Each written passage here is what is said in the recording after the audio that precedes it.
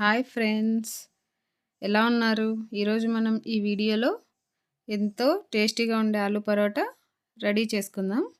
So ఇందుకోసం ముందుగా ఒక బౌల్లో ఒక కప్పు గోధుమ పిండి అండ్ సాల్ట్, కొద్దిగా ఆయిల్ వేసుకొని ఈ మూడింటిని బాగా కలుపుకుందాం. సో ఫస్ట్ ఆయిల్ని, సాల్ట్ని, పిండిని బాగా మిక్స్ చేసుకొని అందులో కొద్దిగా వాటర్ కొద్దిగా యాడ్ చేసుకోవాలండి. ఒకటేసారి యాడ్ చేయడం వల్ల మనకు తెలియదు కదా, మళ్ళీ జోరుగా అయిపోతుంది. సో కొద్దిగా వేసుకుంటూ స్మూత్ పిండిలాగా కలుపుకుందాం.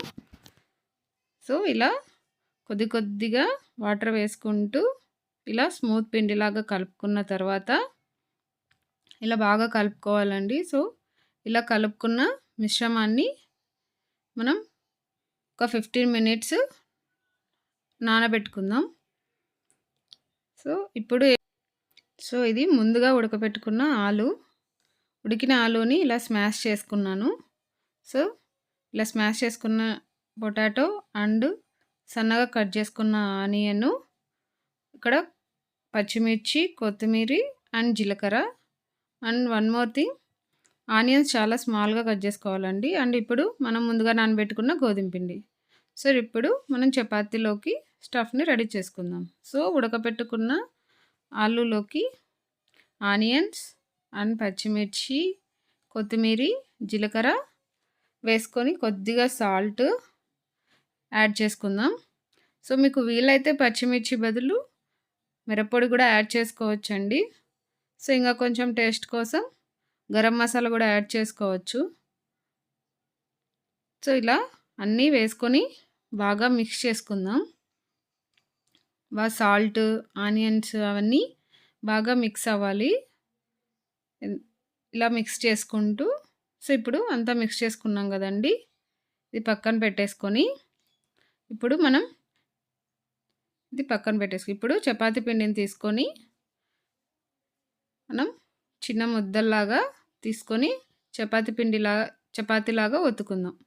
సో కొద్దిగా గోధుమ పిండి వేసుకొని సో చపాతీని ఇలా కొంచెం తిక్కుకున్న తర్వాత చపాతీ పిండి తిక్కుకున్న తర్వాత సో ఇంతలో మనం ముందుగా ప్యాన్ని పెట్టేసుకుందామండి, వేడి చేసేసుకుందాం. మనం అది రెడీ చేసుకునే లోపు ప్యాన్ వేడైపోతుంది.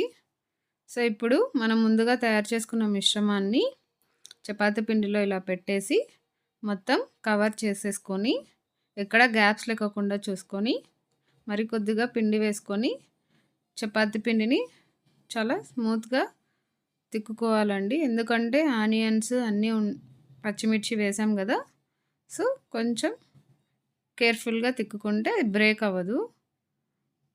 సో ఇలా ఈవెన్గా తిక్కుకోవాలి. చాలా స్మూత్గా ఉంటుందండి, ఎందుకంటే మనం ముందు ఆయిల్ వేసి పిండి కలుపుకున్నాం కదా ఫస్ట్లో. సో పరాటా అనేది చాలా స్మూత్గా ఉంటుంది తినడానికి, పిల్లలు కూడా చాలా ఇష్టంగా తింటారండి.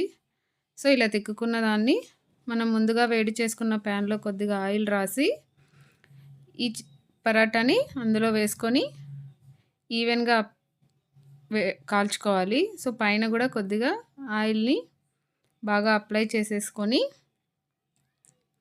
రెండు వైపులా బాగా ఈవెన్గా కాల్చుకోవాలండి. సో ఇలా అటువైపు ఇటువైపు తిప్పుకుంటూ ఇలాగా ఈవెన్గా కాల్చుకోవాలి. చాలా టేస్టీగా ఉంటుందండి.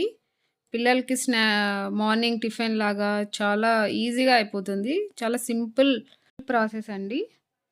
సో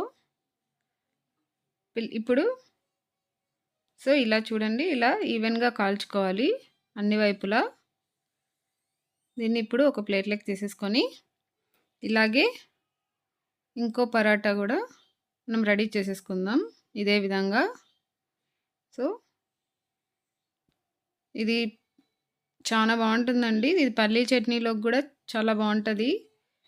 ఏదైనా పన్నీర్ కర్రీలోకి, పల్లీల చట్నీలోకి అండ్ అల్లం చట్నీలోకి కూడా టేస్ట్గా ఉంటుందండి. చాలా ఇష్టంగా తింటారు పిల్లలు కూడా. సో ఇలా నేను రెండో దాన్ని కూడా ఇలా ఈవెన్గా ఆయిల్ అప్లై చేసుకొని ఈవెన్‌గా కాల్చుకుందాం. ఇలా 2 వైపులా